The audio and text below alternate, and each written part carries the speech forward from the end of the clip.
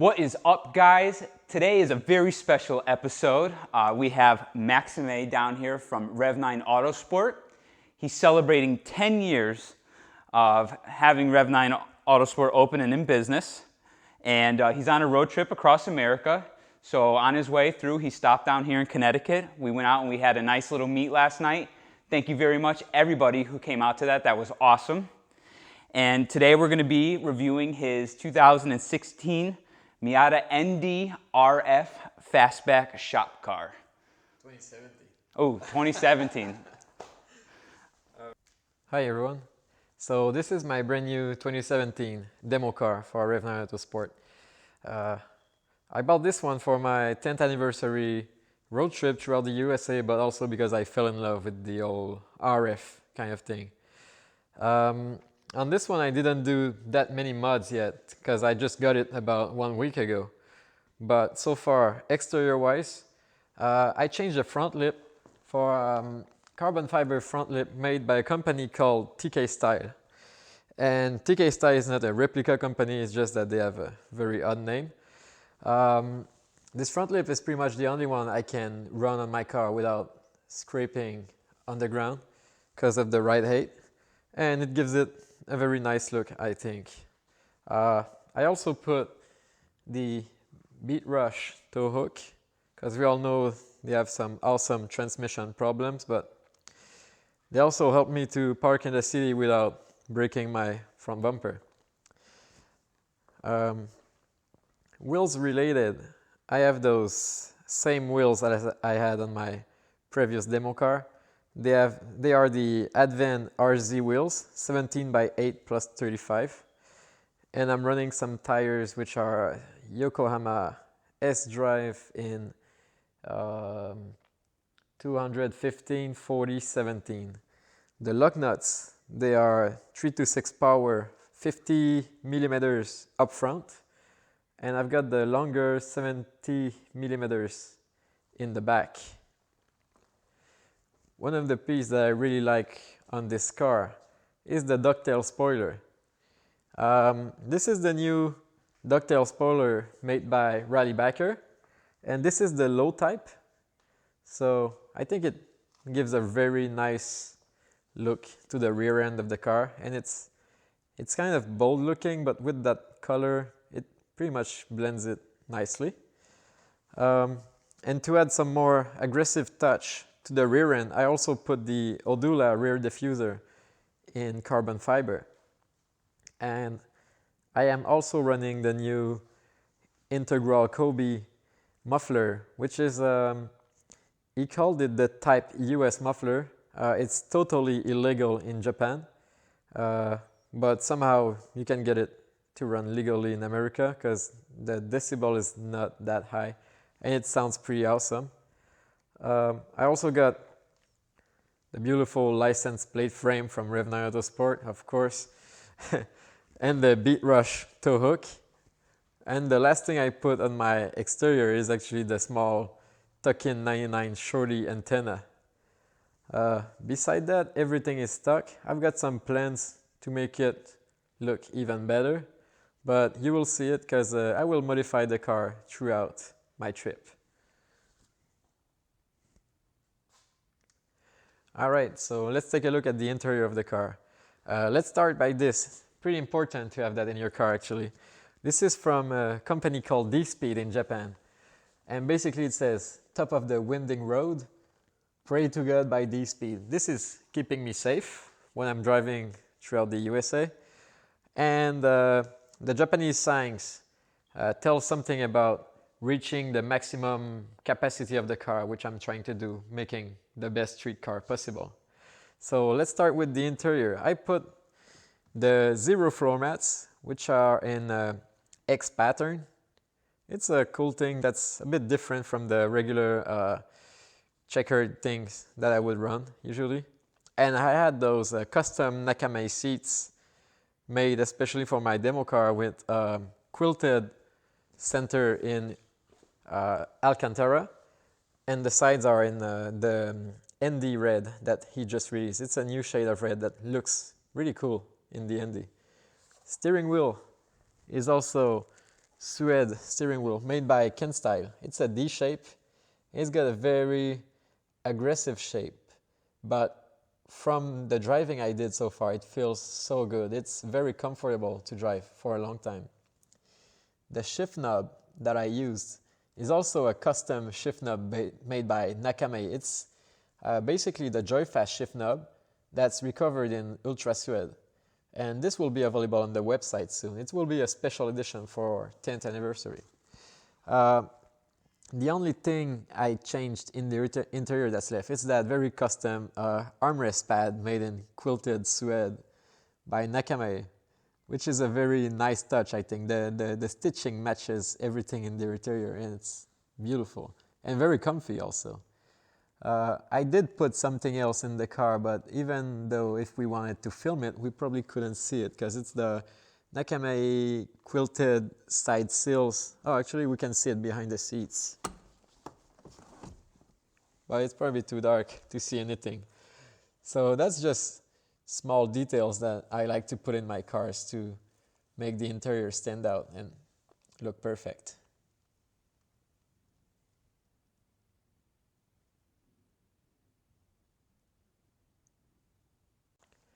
All right, so for the engine bay, I did not do so many things so far because I'm waiting for some parts.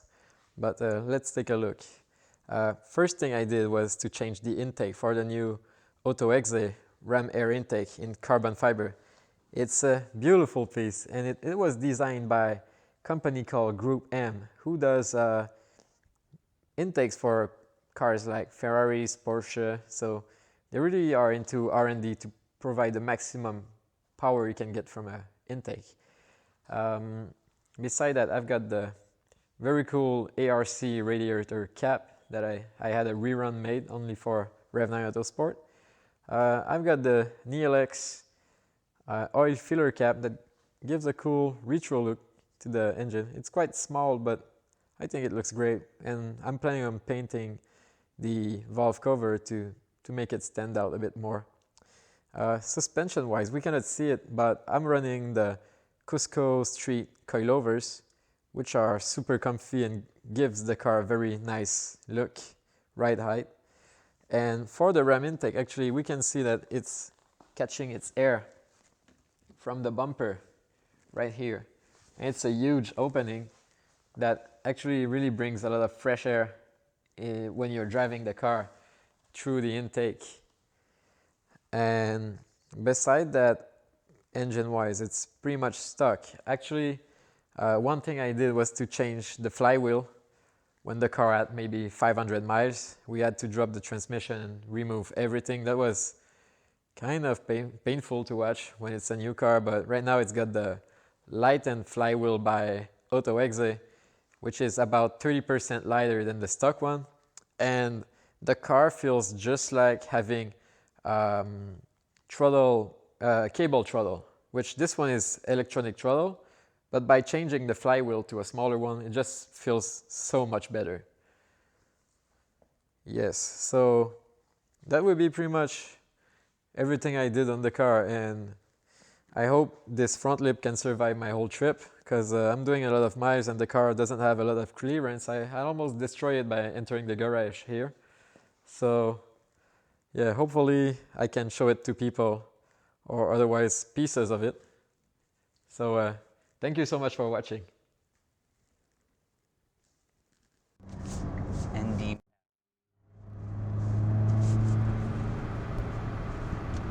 REV9 edition. REV9 Autosport.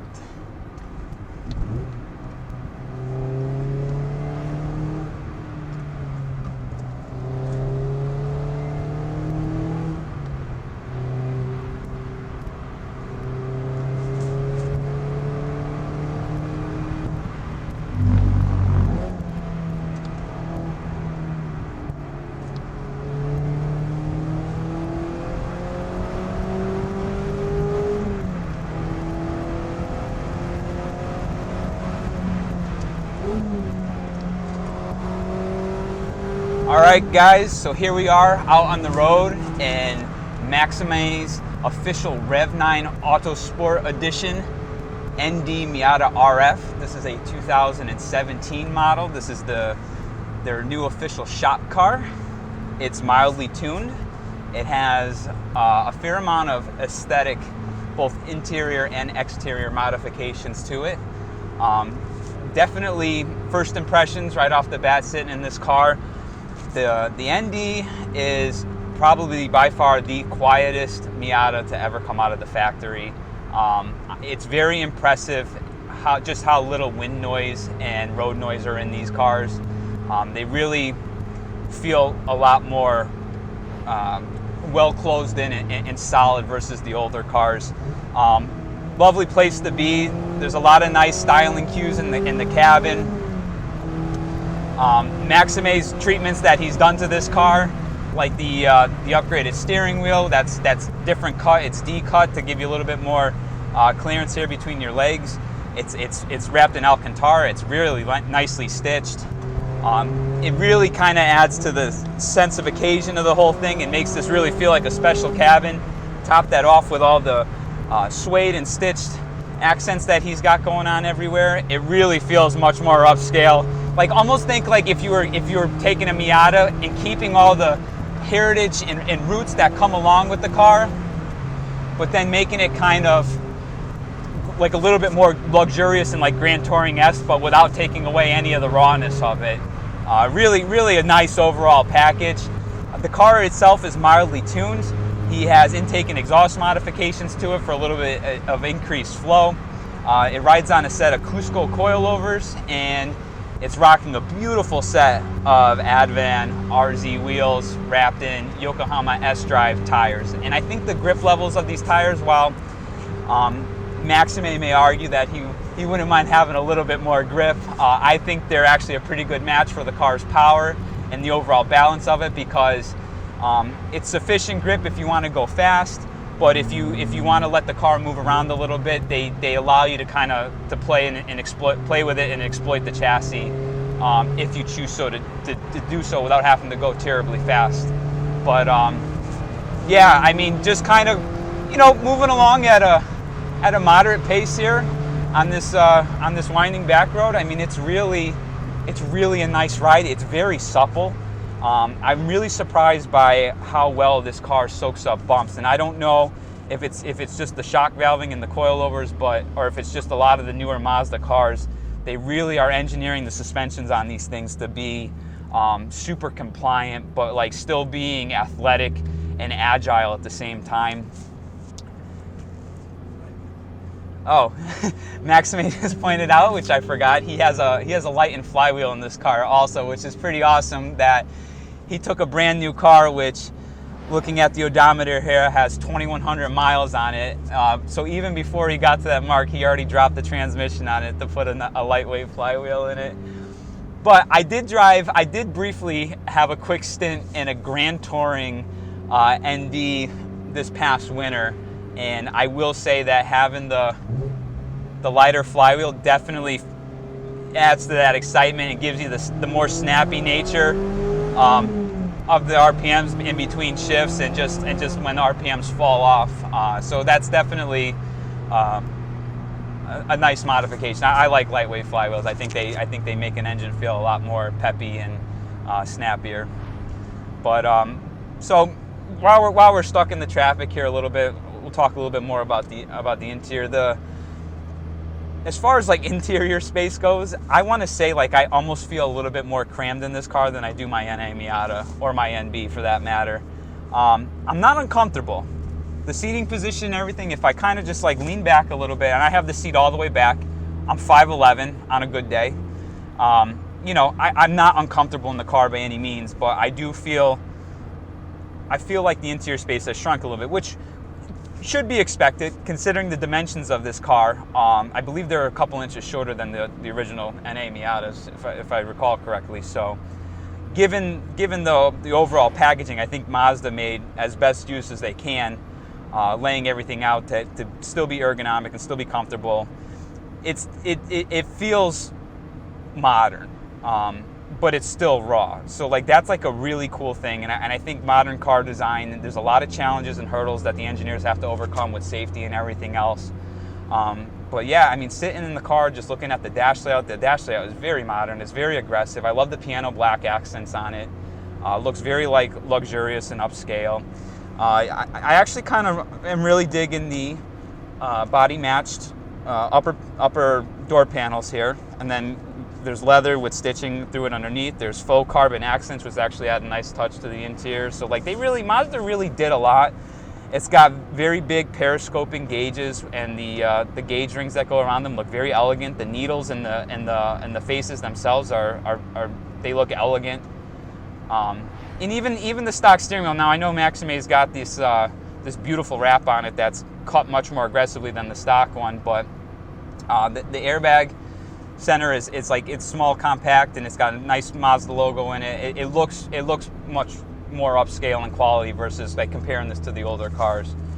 So overall, I think Mazda did a fantastic job in it, and the fact that like again this car is on Cusco coilovers, and it's pretty aggressive ride height. You're low, and it's a very compliant, very very comfortable ride. You can, you know. I was just going to say, you could take this on a cross-country trip, which Maxime just happens to be doing so, from Canada pretty much all the way across the United States, ending up in Laguna Seca. Yep. So it needs to be comfortable, right? Because otherwise Maxime may not come back the same man as he was before he left. So it's important that this all works, and it does. So that's pretty cool, and it's pretty impressive. All right, we're gonna turn it around up here and try to get by some of this, hopefully get a little bit of uninterrupted driving. The weather's really not the greatest today. We have on and off rain, so I got some wet road surfaces. The Yokohama S-Drives, they kind of fall apart a little bit with moisture on the road. So I got to be careful, and I certainly don't want to take away Maxime's ride. I'm his first stop in his cross-country trip, so I don't want to put an early end to that. Peppy acceleration, you can really feel the torque of the Skyactiv engine. It's very peppy at a lower RPM, which is something that's not that you're not really used to in the older cars. So that Mazda did an interesting thing with the engine there. I was a little bit off put by how it's still the displacement is the same over the NC. It's still 2 liters, but compression is up, I think 3 points or 3.5 points over the NC, and the car makes a little bit less power, although I think if I recall correctly, some of the dynos that I've seen, I think these still dyno at least the same as an NC, if not a little bit more out of the box, so maybe Mazda's just being very modest. Having the lighter weight of the car really helps with that peppiness and the acceleration, and you know, I think this car just like works really well, because I always kind of think back to like AE86, like, oops, squirrel, get off the road, squirrel. AE86 like Hachiroko's, and you think about like that raw back to basics like driving, but like, you know, kind of still a fun exploitable rear-wheel drive sports car. And like a lot of modern cars, the performance and the grip is like it's immense versus cars of back in the day. And you know, what I like about the ND so much is that it is light, it is responsive, but it's still exploitable. And you know, you have a rear end that loves to move around, and it's not scary. You know, like I'm moving pretty fast right now in 5th gear, and I'm able to talk and like not really get choked up. It's pretty easy car to like live with, and it's not like edgy or scary. And that's one thing that's always been wonderful about Mazdas, is they're just very intuitive, very confidence inspiring, and they just work. Their suspension designs are like one of the best out there. So like we got some rear end movement there, just these little yaws going around. You know, the road right here is, I see a little bit of moisture, but it's relaxed and it's comfortable, and it's very fun. It's very engaging. You know, Mazda really sticks to their roots of the NA Miatas. Like that heritage like never left any of the cars. Even the NC, which was probably the biggest departure, that they were still the fundamentals were there. But I think they saw where they were kind of getting away from that more with the NC, so they kind of like took a step back, and they really made sure they brought that back with the ND, and they just did a fantastic job. It really works well. So what I think we'll do here is, since we got a straightaway and we caught up to this Jeep, we'll just go from I'll do a soft launch here, and we'll go through gears 1 through 4.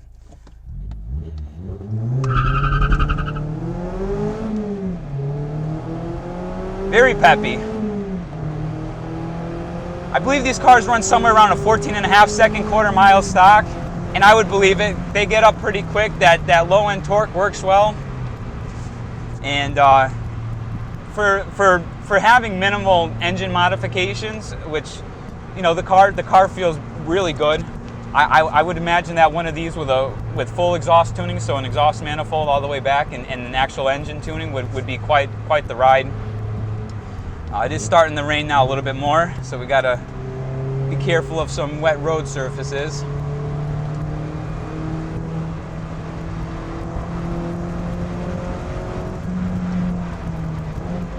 Brakes feel great, solid pedal feel.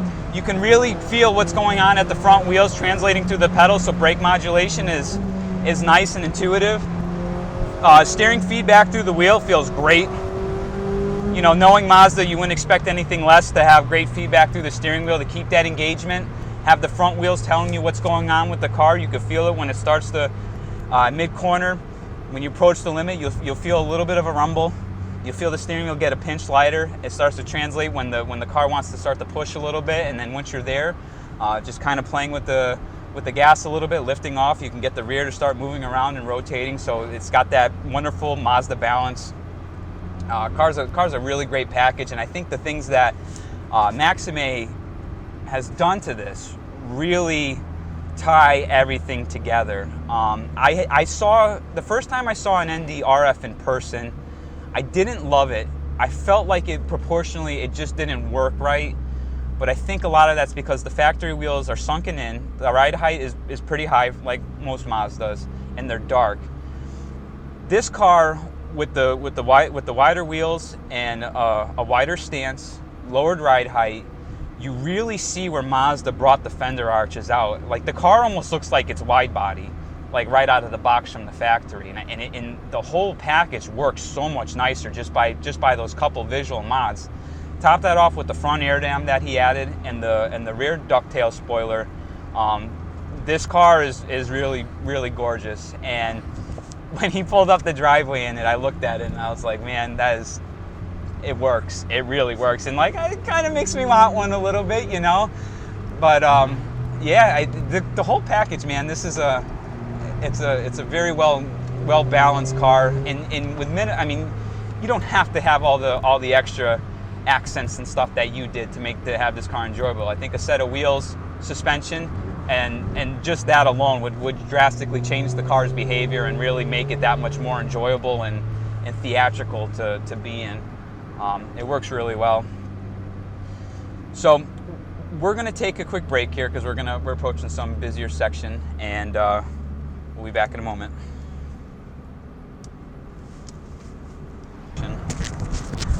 All right, and we are back.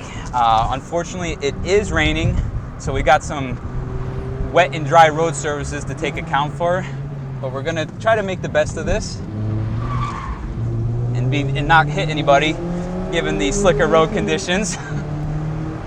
It is during the day. Maxime stay is limited here, so we have to make the best use of the time to shoot this review. Soaking up these bumps pretty well. I'm to the floor right now in fourth, only a little lift just for my own safety, not knowing how the car is going to handle with the wet road conditions. A little bit of rotation here mid-corner on third gear. Bumpy section, soaks that up nice. And we got caution. But I think that was pretty good. I was able to really get a good feel for the car. Again, when it's raining on and off like this, it's really tough. And any of you guys that are practicing and doing this stuff yourself, you have to remember, like, when roads start to get initially wet, that's like often when they're most slick because there's like oils and whatever crap left over from other cars. So, you know, it's dry, but it's wet at the same time. So you just kind of got to treat it with a little bit of caution. But yeah, man, like, this car is a wonderful package, and anybody who's like interested in learning how to do like driving stuffs and like in corner faster and really kind of wants a safe platform to learn on, and you don't want to deal with a used car and some of and working on stuff, like, this is a fantastic selection.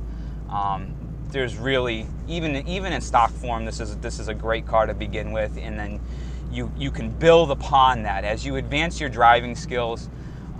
You can add modifications to these, like grippier tires, more aggressive brake pads, stiffer spring rates, and that's going to create an even more athletic, more agile, faster reacting car. But that you can modify it with yourself as you grow, and it's a fantastic platform for that.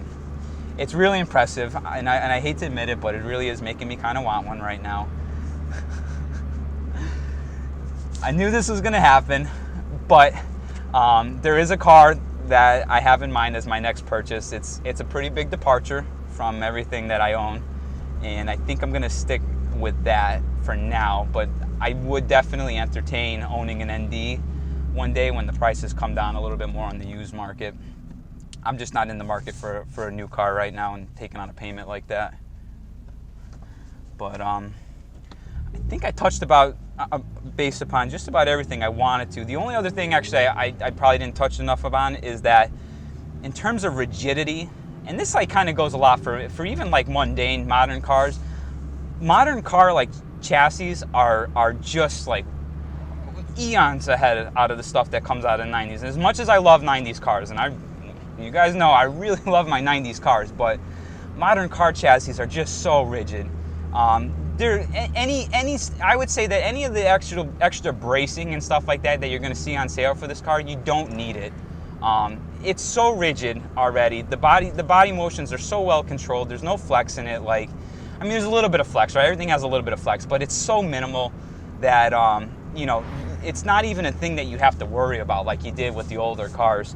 And this car is no exception to the rule. I mean, it's the chassis just feels fantastic. And driving this car mildly tuned on the coilovers and suspension versus the stock one that I drove a little while ago, what a package. It just makes the car that much more dynamic and entertaining to drive.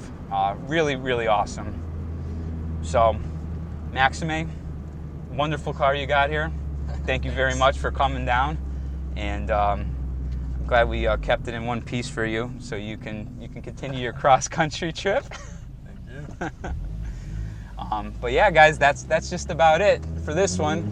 Let's play with the little bit of wetness there. Bonus footage. Sorry, I would have hung it out a little bit more, but then I saw that guy coming, so what are you gonna do? But all right, guys, that's it for this one. Thank you very much for tuning in. Till next time, done.